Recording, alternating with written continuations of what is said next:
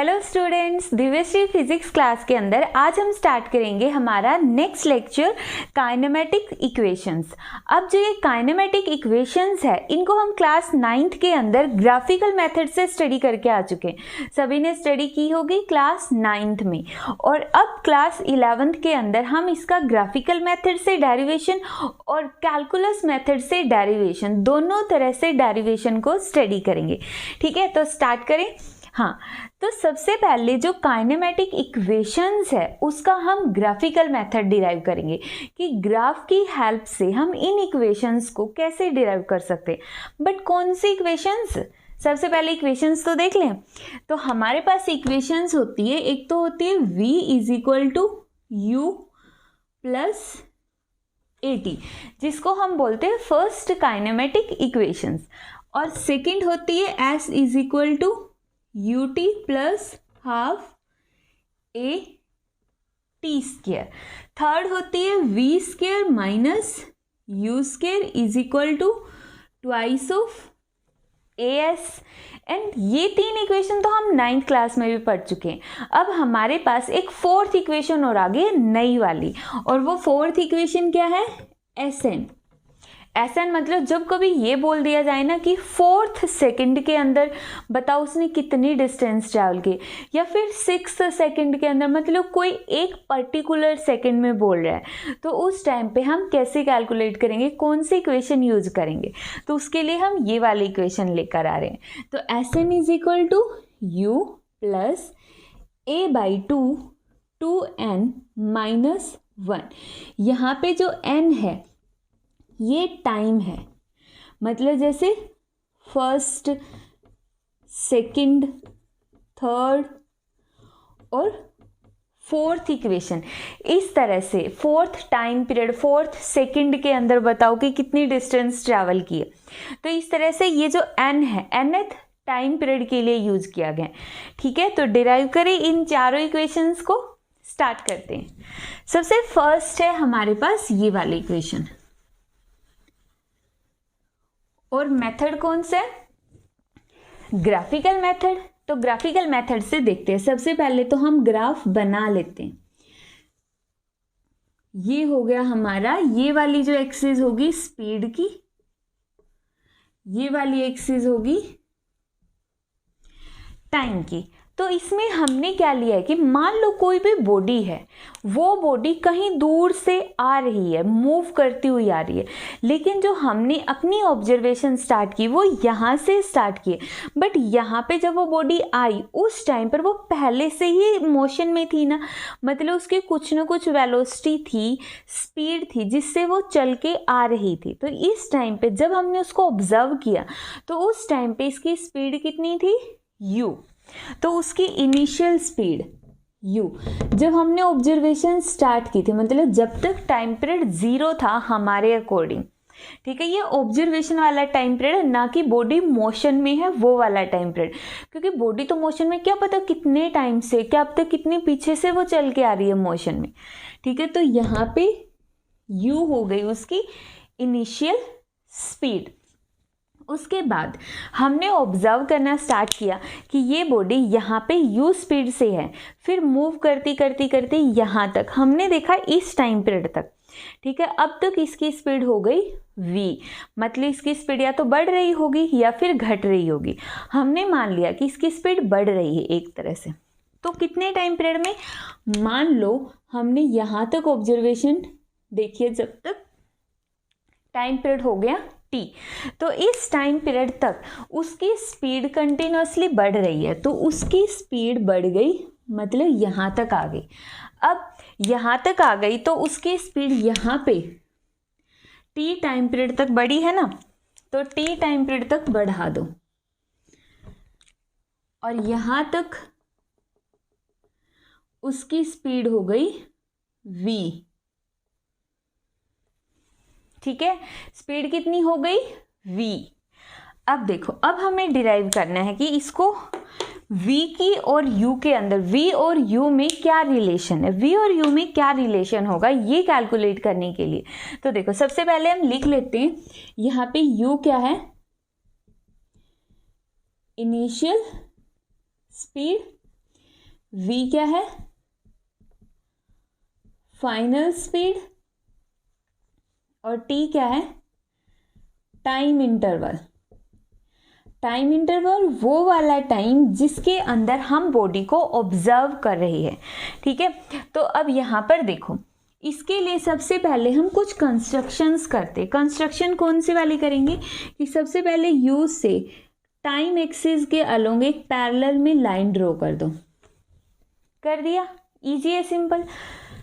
अब यहाँ से स्पीड वाली एक्सिस के अलोंग एक लाइन ड्रॉ कर दो पैरेलल में, बिल्कुल ठीक है। ये हमने थोड़ा छोटा बना लिया, तो हम इसको यहीं पे टाइम मान लेते। क्या फ़र्क पड़ता है, टाइम पीरियड है ना, तो मान लेते यहाँ तक टाइम उसने ऑब्जर्व किया है कि बॉडी मोशन में है, ठीक है।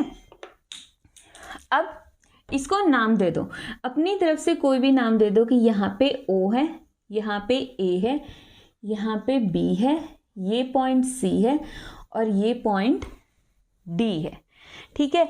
अब O से A तक की ये वाली जो डिस्टेंस है किसको रिप्रेजेंट करेगी, U को, क्योंकि यहाँ से यहाँ तक स्पीड वाली एक्सिस है और स्पीड वाली एक्सिस मेज़र किसको करती है, स्पीड को मेज़र करती है।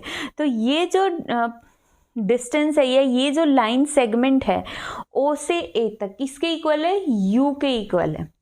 इसी तरह अब हमें पता है कि OA और CD तो इक्वल है, तो इसका मतलब ये वाली डिस्टेंस भी U के इक्वल होगी।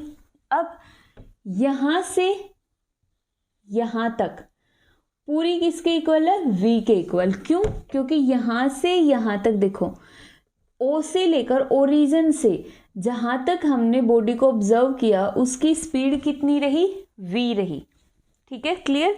अब बिल्कुल इजी सा है, ठीक है। अब हमारे पास ग्राफ तो हो गया ना, अगर ग्राफ हमें मिल गया तो उसकी हमें स्लोप निकालनी। अब कोई भी ग्राफ होता है ना, उसकी स्लोप, अब हमें पता है यहाँ पे कि जो VT ग्राफ की स्लोप है, स्पीड टाइम ग्राफ की स्लोप किसके इक्वल होती है, एक्सेलरेशन के इक्वल होती है। किसके इक्वल होगी, एक्सेलरेशन के इक्वल होगी। VT स्पीड टाइम ग्राफ या फिर वेलोसिटी टाइम ग्राफ की जो स्लोप है वो किसके इक्वल होगी, एक्सेलरेशन, ठीक है। और स्लोप का फॉर्मूला सभी को पता है, किसके इक्वल होता है, ये वाली डिस्टेंस और ये वाली डिस्टेंस। मतलब एक तरह से सिंपल वर्ड्स में अगर हम बोल लें, अगर हम बोल दें कि ये ग्राफ है, ये y एक्सिस है, ये x एक्सिस है और यहाँ से ये कोई भी ग्राफ हो गया। अब इसकी स्लोप होगी यहाँ पर कुछ इस तरह से, इसको हम स्लोप बोलते हैं। स्लोप का मतलब एक तो ये वाला मार्कर बिल्कुल सीधा हो गया और एक ये वाला मार्कर बिल्कुल टिल्ट हो गया। तो ये कितने एंगल से टिल्ट हुआ है, पहले इसकी ओरिजिनल पोजीशन ये थी, ठीक है, अब ये टिल्ट हो गया, इतने एंगल से ये टिल्ट हुआ है, इसी को हम स्लोप बोलते हैं। एक तरह से स्लोप को हम थीटा से भी दिखाते हैं कि कितने एंगल से टिल्ट हो गया थीटा, ठीक है। अब यहाँ से देखो, ये y एक्सिस के पैरेलल है, मतलब इसकी dy बोल सकते हैं, और ये x एक्सिस के पैरेलल है तो dx बोल सकते हैं। तो स्लोप है, या तो उसको बोलो टेंजेंट थीटा के इक्वल, या फिर उसको बोलो dy बाई dx के इक्वल। अब टेंजेंट थीटा ही क्यों, साइन थीटा, कोस थीटा, उनकी क्या गलती है, हम वो भी तो बोल सकते हैं। बट यहाँ पे देखो कि जो dy बाई dx है, थीटा हमने ये मानना है ये थीटा है, मतलब ये भी थीटा है, तो थीटा के सामने की साइड परपेंडिकुलर ये वाली बेस, तो p बाई b ये होता ही टेंजेंट थीटा है। इसीलिए हम बोलते हैं कि जो टेंजेंट थीटा है वो स्लोप को रिप्रेजेंट करते हैं। मतलब कोई ये नहीं है कि हमने साइन क्यों नहीं लिया, क्योंकि जो बन रहा है p बाई बी वो टेंजेंट होता है, इसीलिए हमने बोल दिया। तो अब ध्यान रखना कि स्लोप का फॉर्मूला क्या होता है, dy बाई dx और टेंजेंट थीटा। तो यहाँ पर देखो dy बाई dx, एक तरह से हमारे ग्राफ के अंदर dy क्या है, y एक्सिस पर स्पीड है, dy मतलब हमारा जो यहाँ से लेकर ये वाली डिस्टेंस BC, dy की जगह आ जाएगा bc और dx की जगह आ जाएगा हमारे पास ये वाली, कितना है नीचे AC। अब BC हमें पता है कि BC किसके इक्वल होता है, पूरा BD V है, इसमें U ये है, तो ये कितना बच गया V माइनस U, तो यहाँ पे लिख दो V माइनस U, ठीक है। और AC कितना है, जो हमारा टाइम पीरियड ऑफ ऑब्जर्वेशन है T, तो स्लोप किसको दिखाती है, एक्सेलरेशन को। तो यहाँ से टाइम पीरियड को लेफ्ट में ले आओ तो आ गया मल्टीप्लाई में V माइनस U, तो यहाँ से आ गया V is equal to U plus AT। ये हो गई हमारी फर्स्ट इक्वेशन जो हमने ग्राफिकल मेथड से डिराइव कर दिया।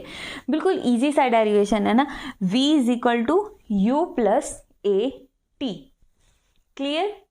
कुछ पूछना है इसमें से?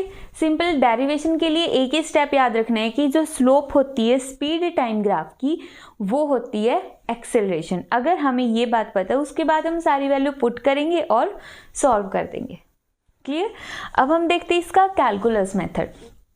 कैलकुलस मेथड मतलब इंटीग्रेशन के थ्रू हम इसको अब इस इक्वेशन को प्रूव करेंगे। तो देखो, सबसे पहले एक्सेलरेशन से स्टार्ट करते हैं। एक्सेलरेशन का जो फॉर्मूला होता है वो किसके इक्वल होगा, dv बाई dt। एक्सेलरेशन का फॉर्मूला हो गया dv बाई dt। अब यहाँ पे हमें चाहिए v, तो dv को तो एक साइड में रख लो और बाकी पूरे टर्म को दूसरी साइड ले जाओ, ठीक है। अब इसका सिंपली इंटीग्रेशन कर दो, integrating both side, integrating both sides, dv is equal to a dt। Integration कर दिया। अब dv का इंटीग्रेशन किसके इक्वल होगा, v के इक्वल होगा। डिफरेंशिएशन और इंटीग्रेशन एक दूसरे को कैंसल आउट कर देते हैं, तो यहाँ से डिफरेंशिएशन से इंटीग्रेशन कैंसल आउट। एक तरह से यहाँ पे हम ये बोलने के बजाय कि कैंसल आउट कर देते। देखो, डिफरेंशिएशन का काम क्या होता है, पावर को एक डिक्रीज करना, ठीक है, और इंटीग्रेशन का काम पावर को एक इंक्रीज करना। तो एक तरह से न्यूट्रल रह गया ना रिलेशन, इसीलिए हम बोलते हैं कि डिफरेंशिएशन और इंटीग्रेशन एक दूसरे को कैंसल आउट कर देते हैं। यहाँ पे आ गया a t plus k। k क्या है, k is constant of integration, मतलब इंटीग्रेशन कांस्टेंट है k, ठीक है। और इंटीग्रेशन कांस्टेंट, अब इसकी वैल्यू कैसे निकालेंगे, तो ये देखो, अब एक पॉइंट और यहाँ पे, ये जो इंटीग्रेशन कांस्टेंट होता है ना, ये हमेशा नहीं आता है, ये कभी कभी जब हम फिजिक्स के अंदर, तो जब हमारा मन करता है ना, हमारा क्या मतलब, जब ये बुक वालों का मन करता है ना, जो जिन्होंने भी ये टॉपिक्स वगैरह लिखे हुए, जब उनका मन करता है तभी लिखते हैं इंटीग्रेशन कांस्टेंट। बहुत सारी जगह तो ऐसा होगा तुमने इंटीग्रेशन कर दिया और इंटीग्रेशन कांस्टेंट वहाँ पे होगा ही नहीं, ठीक है। तो कुछ डेरिवेशंस के अंदर ही हम कांस्टेंट लगाएंगे, लेकिन जो हमारी काइनेमेटिक इक्वेशंस होगी उनमें हर जगह इंटीग्रेशन कांस्टेंट लगेगा, ठीक है। अब इसकी वैल्यू कैसे निकाल लेंगे हम k की वैल्यू निकालने के लिए देखो, सबसे पहले जब टाइम 0 था, जब भी हमें कांस्टेंट ऑफ इंटीग्रेशन की वैल्यू निकालनी हो ना, तो हमेशा हम यही वाला स्टेप करते हैं कि स्टार्टिंग में देखो कि शुरुआत में, बिल्कुल स्टार्टिंग में क्या हो रहा था, स्टार्टिंग में टाइम 0 था और स्पीड कितनी थी u, तो मतलब v किसके इक्वल था, स्टार्टिंग में v is equal to u के इक्वल था। तो पुट कर दो इस इक्वेशन के अंदर, v की जगह u, टाइम की जगह 0 प्लस k, तो यहाँ से k की जगह कितना आ गया u, तो k की वैल्यू निकाल ली। k की वैल्यू निकालने का तरीका यही होता है कि k की वैल्यू के लिए इनिशियल कंडीशन को पुट कर दो, इनिशियल कंडीशन को पुट कर दो, बिल्कुल इजी, ठीक है। Initial condition v is equal to 80 plus k की वैल्यू हमने निकाल ली u, हो गया v is equal to u plus 80। ये हो गया हमारा कैलकुलस मेथड से इसका डेरिवेशन। तो बिल्कुल इजी सा कैलकुलस मेथड मतलब इंटीग्रेशन से, और इंटीग्रेशन के अंदर हम स्टार्ट करेंगे एक्सेलरेशन वाले फॉर्मूले से। कुछ पूछना है इसमें से? हो गया क्लियर? सेकेंड इक्वेशन स्टार्ट करें। अब हमारे पास जो सेकेंड काइनेमेटिक इक्वेशन है वो है S is equal to u t plus half a t square. अब हमें इसका डेरिवेशन करना है सबसे पहले with the help of graphical method. तो ग्राफिकल मेथड से देखते हैं, ग्राफिकल मेथड के अंदर हम कैसे कहाँ से स्टार्ट करेंगे। तो सबसे पहले देखो हमें निकालना क्या है, लेफ्ट हैंड साइड में क्या है, लेफ्ट हैंड साइड में क्या है, डिस्टेंस है। ये क्या है, डिस्टेंस। डिस्टेंस के बजाय इसको बोल लो डिस्प्लेसमेंट है। देखो डिस्प्लेसमेंट को डिस्टेंस बोल सकते हैं। मैंने क्या कहा कि जो डिस्प्लेसमेंट है, डिस्प्लेसमेंट को तो हम डिस्टेंस बोल सकते हैं, ओके, बट डिस्टेंस को हमेशा डिस्प्लेसमेंट नहीं बोल सकते। ठीक है, ये हमने कंप्लीट लेक्चर जो डिस्टेंस और डिस्प्लेसमेंट है वहां पे बहुत अच्छे से किया हुआ है। तो इसीलिए यहाँ पे जो ये एस है ये स्पेशली डिस्प्लेसमेंट है, ना कि डिस्टेंस। ध्यान रखना, ये न्यूमेरिकल के अंदर हम बहुत बार गड़बड़ कर देते हैं इस पॉइंट की वजह से।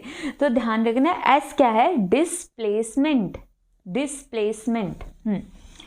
अब देखो इसको हम कैसे कैलकुलेट करेंगे।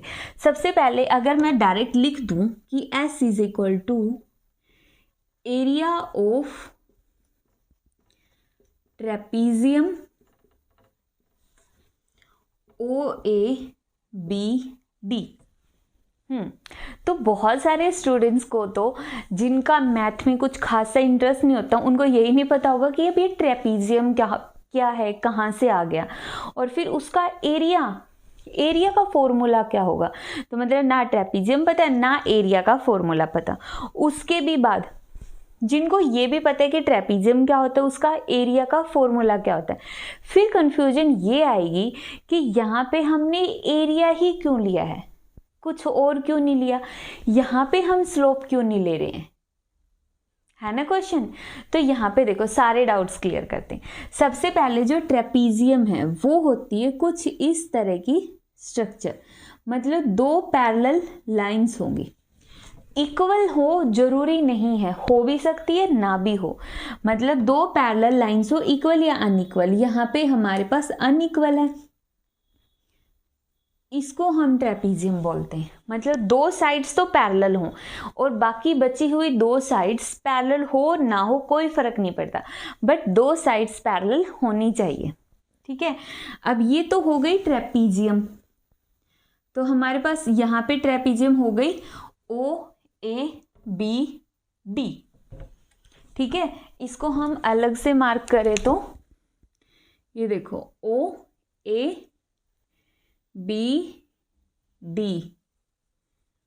तो ये पूरी की पूरी क्या बन गई, एक ट्रेपीजियम बन गई। अब इसका एरिया क्या होता है, एरिया का फॉर्मूला जो होगा हमारे पास, जो ये दो पैरेलल साइड्स हैं, ठीक है, सबसे पहले लिख दो हाफ, फिर जो पैरेलल वाली साइड्स है ना, चाहे वो बराबर हैं या फिर नहीं है, मतलब देखो ये भी एक ट्रेपीजियम है, ये भी ट्रेपीजियम है। जब साइड्स तो पैरेलल है ना, दो साइड्स पैरेलल होनी चाहिए, वो इक्वल है नहीं है उससे कोई फर्क नहीं पड़ता, मतलब दो साइड्स तो पैरेलल है ना, तो ये दोनों ही ट्रेपीजियम है। जो साइड्स पैरेलल हैं, पैरेलल वाली साइड्स, उन दोनों का सम कर दो। पैरेलल कौन सी है, OA प्लस BD, ठीक है, पैरेलल साइड का सम मल्टीप्लाई बाई, अब जो पैरेलल साइड है उनके बीच की परपेंडिकुलर डिस्टेंस, क्या करना है, परपेंडिकुलर डिस्टेंस। अब इनके बीच की परपेंडिकुलर डिस्टेंस कौन सी होगी, देखो ये दो पैरेलल साइड्स हैं, इन दोनों को जोड़ दिया और इनके बीच की परपेंडिकुलर तो ये वाली डिस्टेंस है ना, इसमें ये दोनों ही परपेंडिकुलर, तो दोनों ही वैसे भी इक्वल हैं, कोई भी ले लो। तो हमने ले लिया परपेंडिकुलर डिस्टेंस ये वाली, ठीक है। अब इसमें हमारे पास क्या परपेंडिकुलर डिस्टेंस, ओडी लिख दो या फिर AC लिख दो, बात तो एक ही है क्योंकि OD और AC दोनों इक्वल हैं, ठीक है। तो यहाँ पे हमारे दो क्वेश्चन का तो आंसर हमें मिल गया कि ये वाले स्ट्रक्चर को हम ट्रेपीजियम बोलते हैं और इसका एरिया का फॉर्मूला क्या है। अब क्वेश्चन ये राइज होता है कि हमने एरिया ही क्यों लिया है, कुछ और क्यों नहीं लिया, स्लोप क्यों नहीं ले रहे हम इसका, ठीक है। एरिया ही क्यों, वाई एरिया, तो देखो सिंपल सी बात है, यहाँ पे डिस्प्लेसमेंट है, डिस्प्लेसमेंट एक तरह की डिस्टेंस ही होती है, तो इसको मान लो डिस्टेंस है। ये डिस्टेंस का हमारे पास बिल्कुल सिंपल वाला फॉर्मूला क्या होता है, बिल्कुल सिंपल वाला फॉर्मूला जो हम 10th तक पढ़ते आ रहे हैं, distance is equal to speed into time. हाँ very good, distance is equal to speed into time. तो यहाँ पे स्पीड इनटू टाइम, देखो ये वाली एक्सिस स्पीड को रिप्रेजेंट कर रही है और ये वाली एक्सिस टाइम को रिप्रेजेंट कर रही है, मतलब OA और BD, OA और BD ये तो है स्पीड और OD ये है टाइम। तो स्पीड इनटू टाइम हाफ ही है ना, हाफ से तो फॉर्मूले के अंदर क्या होता है, जो कांस्टेंट होता है उससे तो इक्वालिटी आएगी, मतलब एक एग्जैक्ट नंबर निकालने में हेल्प मिलेगी, वरना तो हमारे पास जो मेन फॉर्मूला वो तो स्पीड इनटू टाइम ही बना है ना। एरिया, ट्रेपीजियम का जो एरिया है वो हमें क्या बताता है, V इंटू टी। अगर V इंटू टी है वो हमें पता ऑलरेडी क्या होती है, डिस्टेंस, इसीलिए हमने ट्रेपीजियम का एरिया लिया है। देखो अब हाफ OA की जगह U, BD की जगह V, OD की जगह OD कार वाली OD नहीं, OD गाड़ी का नाम नहीं है, यहाँ पे OD मतलब हमारी डिस्टेंस, और जो डिस्टेंस है उसको हमने किसके थ्रू रिप्रेजेंट किया, टाइम एक्सिस के थ्रू, तो OD is equal to time. तो यहाँ पे हमारे पास फर्स्ट इक्वेशन का यूज होगा। First equation V is equal to U plus AT, ये जो V है ना इसकी जगह हमने पुट कर दिया U plus AT into time T, तो यहाँ से आ गया half 2U plus AT into T। तो यहाँ से S is equal to, solve कर दो इसको, T और 1/2 दोनों को अंदर ले जाओ, तो 1/2 2U T प्लस हाफ को भी अंदर AT इंटू T, तो S किसके इक्वल आ गया, UT plus half AT square. और ये हो गया हमारा ग्राफिकल मेथड से डेरिवेशंस, हो गया इजी सा है बिल्कुल। सिंपली हमने क्या याद रखना है कि जब भी हम second equation of motion derive करेंगे या काइनेमेटिक्स की सेकेंड इक्वेशन को डिराइव करेंगे, तब हमें स्टार्ट कहाँ से करना है, एरिया ऑफ ट्रेपीजियम से। और एरिया ऑफ ट्रेपीजियम क्या होता है, जो पैरेलल साइड्स है उन दोनों का सम मल्टीप्लाई बाई परपेंडिकुलर साइड और डिवाइड बाई पूरे के डिवाइड में 2। क्लियर कर लोगे ग्राफिकल मेथड। अब हम देखेंगे इसका कैलकुलस मेथड। कैलकुलस मेथड भी बहुत इजी है, रब कर दो इसको। तो अब देखो,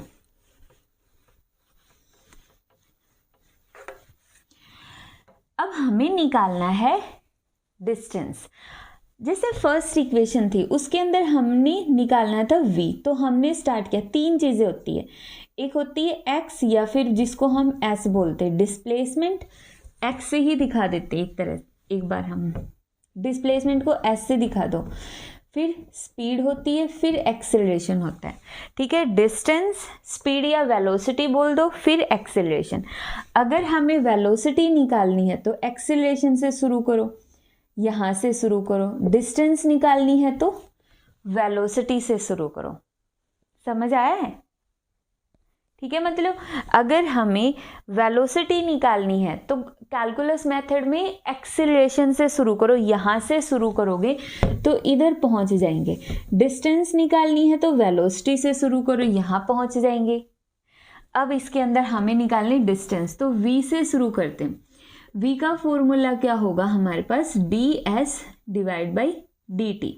कई बार यहाँ पे तुम्हें लिखा मिलेगा dx divide by dt, but उससे कोई फर्क नहीं पड़ता। मतलब वहाँ पे वो लोग x को डिस्प्लेसमेंट से दिखा रहे, x का मतलब वहाँ पे x क्या, डिस्टेंस या डिस्प्लेसमेंट, जो भी है। ठीक है, अब हमें चाहिए यहाँ पे ऐसे मान लेते हैं, तो ds is equal to v dt। अब दोबारा से इंटीग्रेटिंग बोथ साइड। अब यहाँ पे जब हम इसका इंटीग्रेशन करेंगे तो यहाँ पे आ जाएगा s, और ये हो गया v t प्लस k। यही नहीं, ये नहीं होगा, ये गलत हो गया हमारा। यहाँ पे गलत क्यों हो गया, क्योंकि यहाँ पे देखो जो v है ना, उसकी तो हमें वैल्यू पुट करनी पड़ेगी। वैल्यू कैसे पुट करेंगे, v की जगह हमें पता है कि इसके इक्वल होता है first equation of motion u plus at into dt। Value put करनी पड़ेगी। क्यों करनी पड़ेगी, क्योंकि जो यहाँ पे ये फंक्शन है ना v, ये ऑलरेडी टाइम पे डिपेंड करता है एक अलग वे में। तो वो जो इसकी इक्वेशन है वो इसको हम जब हम पुट करेंगे तभी तो हमारे पास एग्जैक्टली निकलेगा। ठीक है, तो यहाँ पे अब करो इसका इंटीग्रेशन। इसका इंटीग्रेशन होगा u dt। पहले इंटीग्रेशन अलग अलग कर दूँ ताकि तुम्हें ईजिली समझ आ जाए, इस तरह से। तो s is equal to u t plus यहाँ पे a t square divide by 2। Integration करेंगे तो इंटीग्रेशन के ऊपर हमने ऑलरेडी एक वीडियो बना रखी है। ठीक है, अगर ना समझ आए तो वो देख सकते हो। ठीक है, और वैसे भी हमने क्लास के अंदर समझा दिया था स्टार्टिंग में ही इंटीग्रेशन। तो इंटीग्रेशन में जो ये dt है बता रहा है कि a और t में से किसका इंटीग्रेशन करना है, टाइम का इंटीग्रेशन करना है। टाइम का कर दिया, इंटीग्रेशन में पावर इंक्रीज बाय 1, तो पावर को 1 से इंक्रीज कर दिया और एज इट इज पावर को नीचे लिख दिया। अब यहाँ पे एक आएगा कांस्टेंट ऑफ इंटीग्रेशन, जिसको हम दिखाते हैं k के थ्रू। ठीक है, अब वही वाला पॉइंट हम इसकी वैल्यू कैसे निकाल लेंगे, k की वैल्यू निकालना। k की वैल्यू निकालने के लिए हमने क्या कर दिया, सबसे पहले टाइम पीरियड को कितना पुट किया, 0। जब टाइम 0 था तो स्पीड किसके इक्वल थी, u के इक्वल थी। डिस्टेंस किसके इक्वल थी, s किसके इक्वल थी, उसकी ओरिजिन पे डिस्टेंस। जब टाइम पीरियड 0 था तो मान लो उसकी जो डिस्टेंस थी वो थी s0। टाइम पीरियड 0 था तब उसकी डिस्टेंस थी s0। अब इस कंफ्यूजन को दूर करने के लिए ना मैं थोड़ा सा एक्सप्लेन कर देती हूँ। मान लेते कोई गाड़ी है, यहाँ से चलना स्टार्ट हुई, ये इसका ओरिजिन था, यहाँ से यहाँ पे आई, फिर यहाँ पे आई, फिर यहाँ पे आई, फिर यहाँ पे आई, फिर यहाँ पे आई, फिर यहाँ पे, ये उसका फाइनल डेस्टिनेशन है, जहाँ पे उसको पहुँचना था वो है। अब हमने क्या किया, हमने इस गाड़ी को ऑब्जर्व करना स्टार्ट किया। कब, जब वो यहाँ पे थी। हमारा जो ऑब्जर्वेशन टाइम पीरियड है ना वो इतना है, 0 से t तक, 0 से t तक। अब हमने यहाँ से ऑब्जर्व करना स्टार्ट किया तो इसका मतलब उसने ओरिजिन से ऑलरेडी यहाँ तक की जो डिस्टेंस है ट्रैवल कर ली है और वो है s0। ठीक है, और यहाँ से यहाँ तक की फर्दर जहाँ तक हमने ऑब्जर्व किया डिस्टेंस s1 मान लो, s डैश मान लो, जो मानना है मान लो। ठीक है, s1 मान लिया।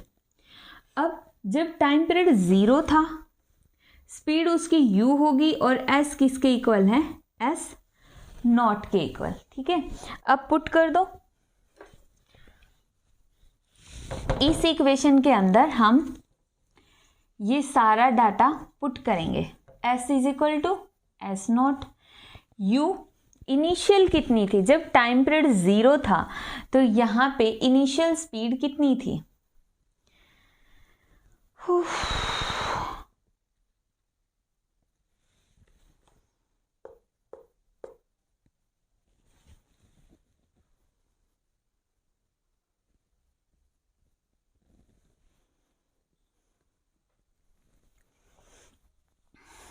ओके ठीक करना है। Unit u initial speed, u time period कितना है 0 प्लस टाइम पीरियड कितना है 0 प्लस k, तो यहाँ से k आ गया s नॉट के इक्वल, तो k की वैल्यू निकल गई s नॉट, k की वैल्यू यहाँ पे पुट कर दो, k की वैल्यू यहाँ पे हमने पुट कर दी ut plus half a t square plus k is equal to s naught. s वाली टर्म्स को इकट्ठा कर दो,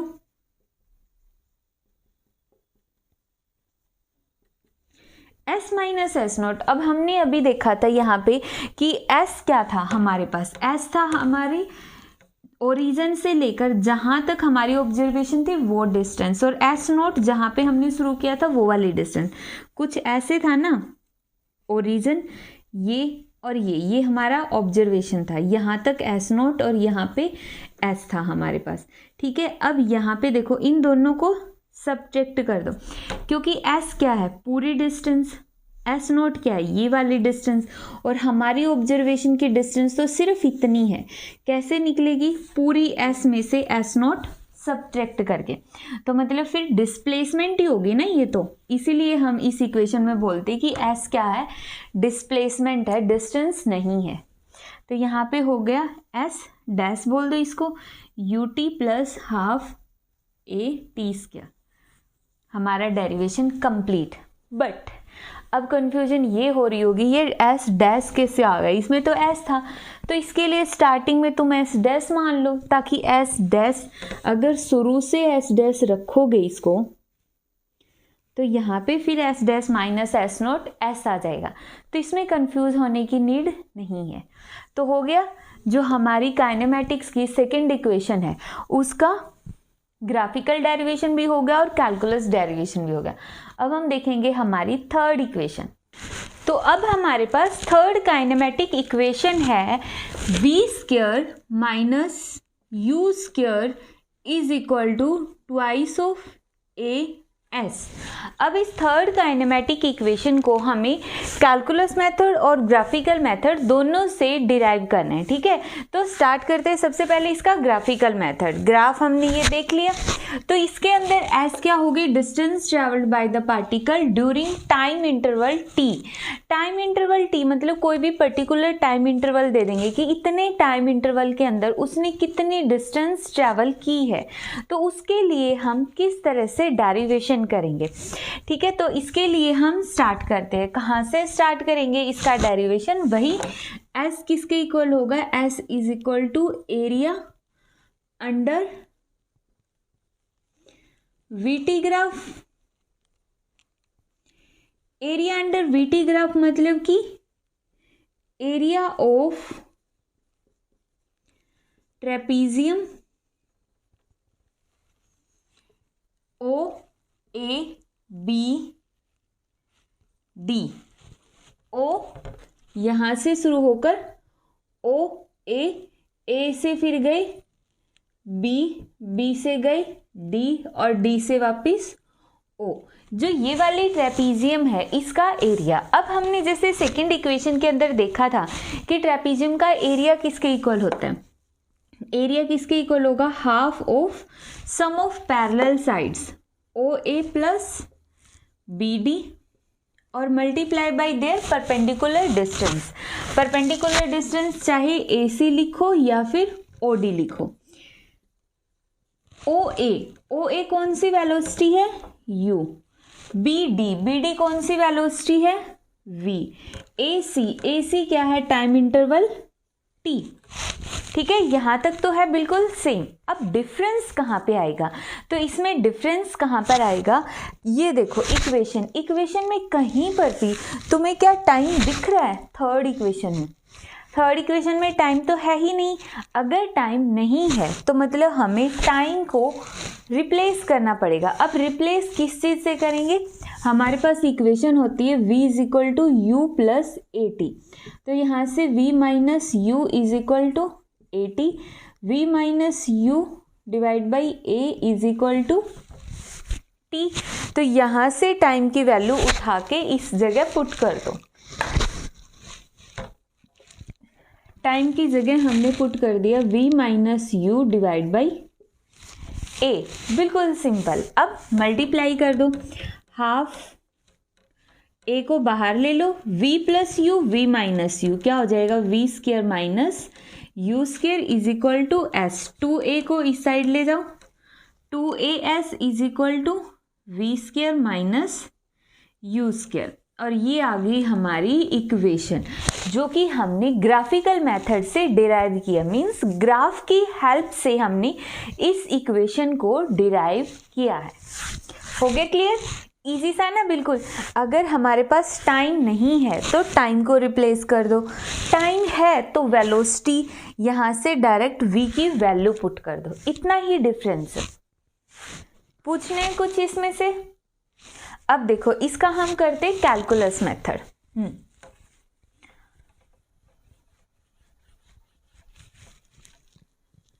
अब कैलकुलस मेथड में फिर से अब हमने देखा था कि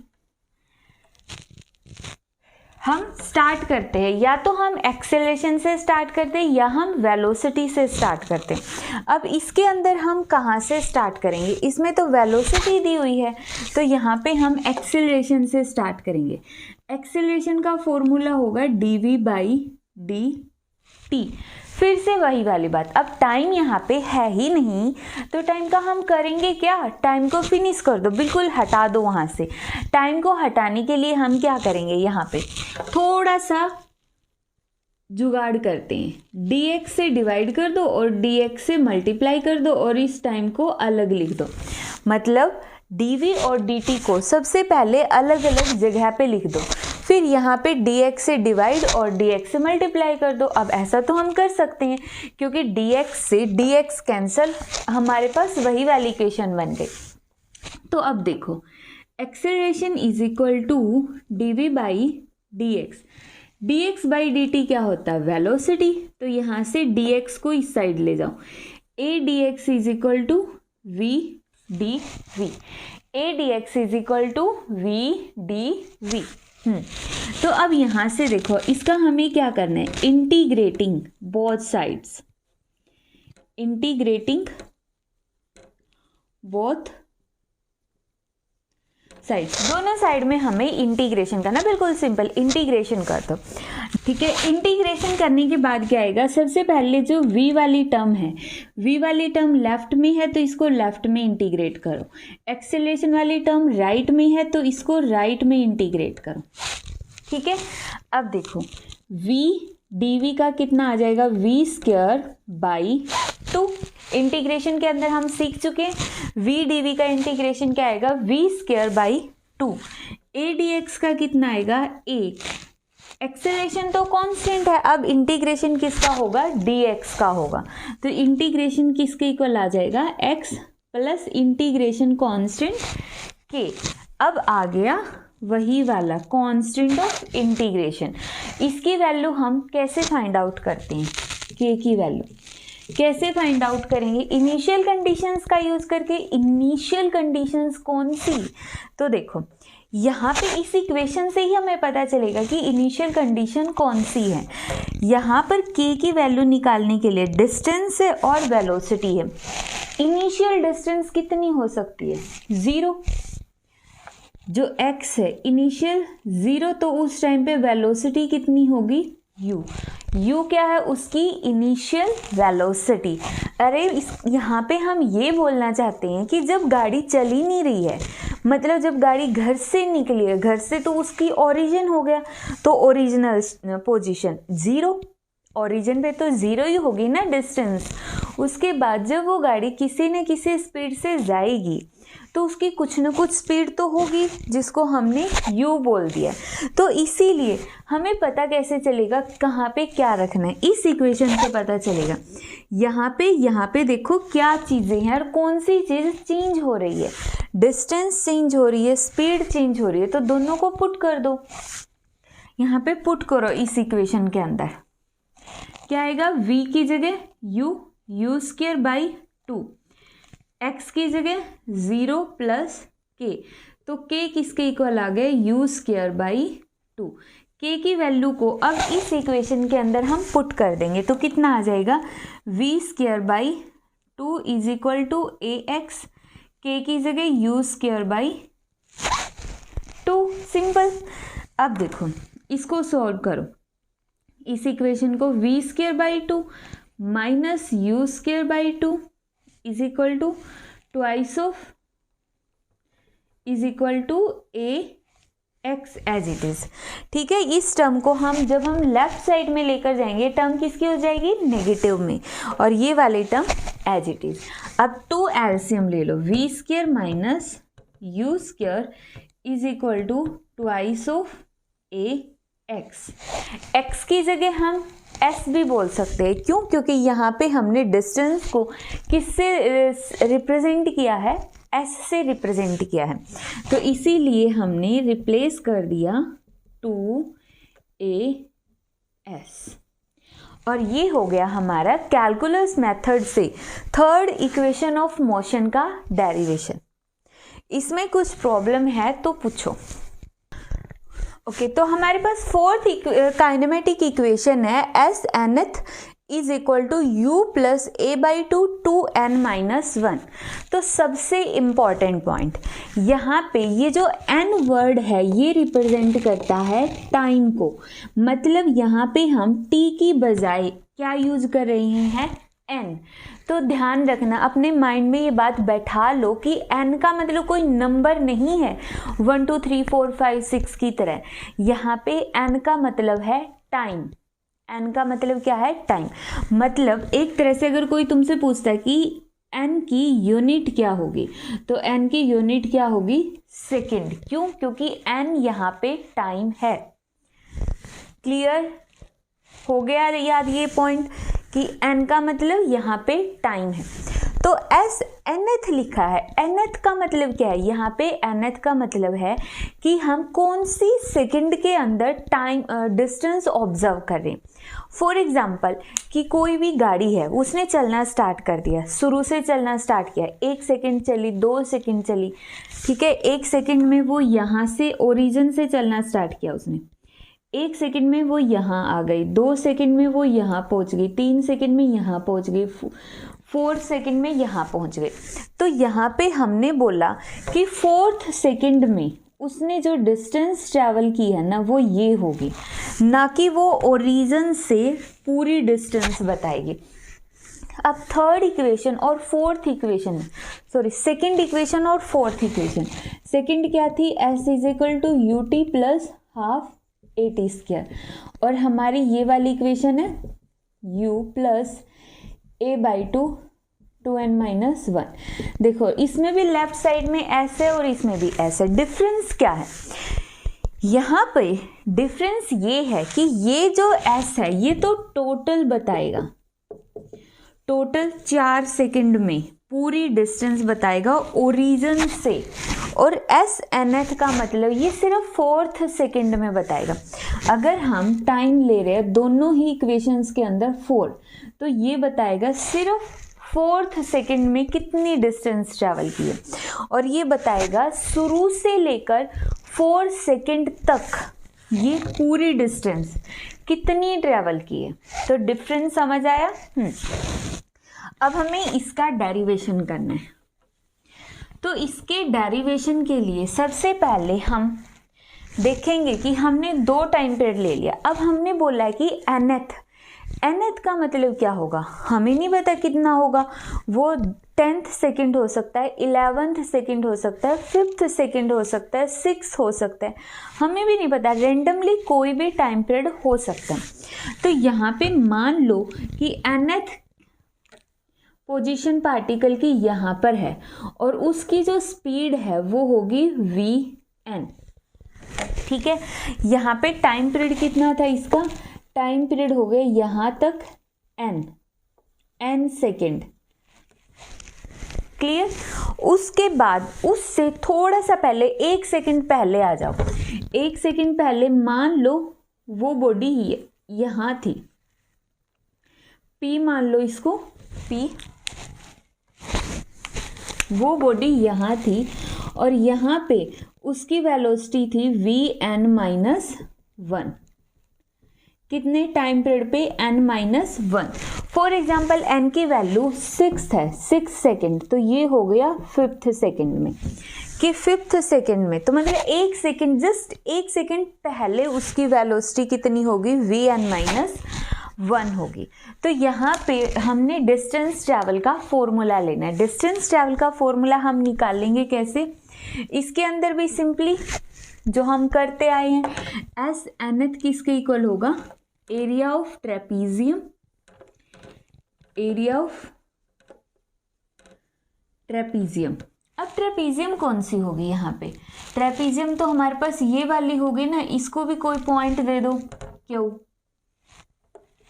P B D Q P, मतलब यहाँ पर ये वाली डिस्टेंस, ये वाली ट्रेपीजियम दिख रही है ना, ये वाली ट्रेपीजियम डिनोट करेगी एस nth को। अब यहाँ पे जो इसका एरिया है उसको हम कैसे लिखेंगे, वही simple formula, half parallel sides का सम PQ प्लस BD और इनटू परपेंडिकुलर साइड कौन सी है, QD, QD लगा लो या फिर यहाँ से यहाँ तक लगा लो, तो हमने इसको Q मानना है तो मैं QD ले लेती हूँ, हाफ ऑफ PQ। अब जो PQ है ये वाली स्पीड कितनी है, vn-1, पुट कर दो vn-1। BD कितनी है, vn। QD टाइम पीरियड कितना है, QD, देखो Q से D तक, अगर यहाँ से यहाँ तक देखे n है, यहाँ से यहाँ तक n-1 है, तो सिर्फ ये वाला टाइम पीरियड कितना हो गया, n-1।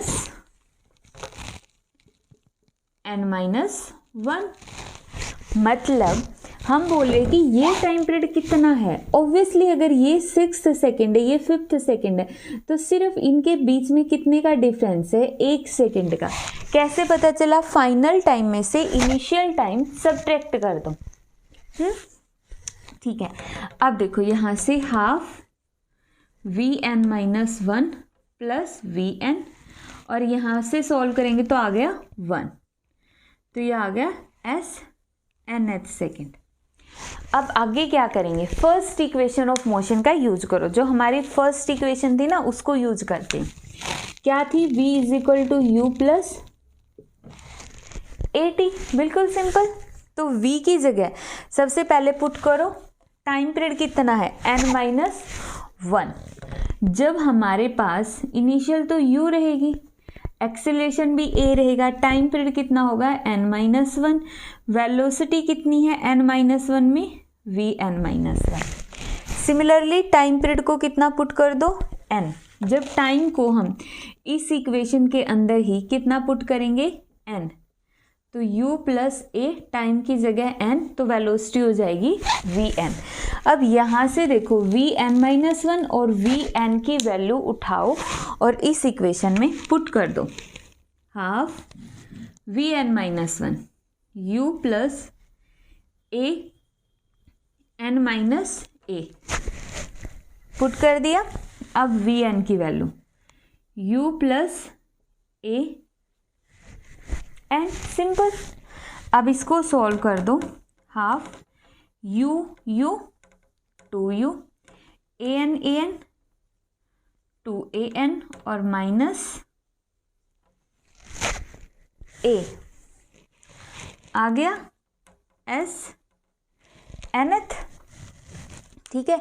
अब यहाँ से देखो हमें क्या करना है, हमें इक्वेशन लेकर आनी है ये वाली इक्वेशन हमें डिराइव करनी है। ये वाली इक्वेशन हम किस तरीके से डिराइव करेंगे, तो यहाँ से देखो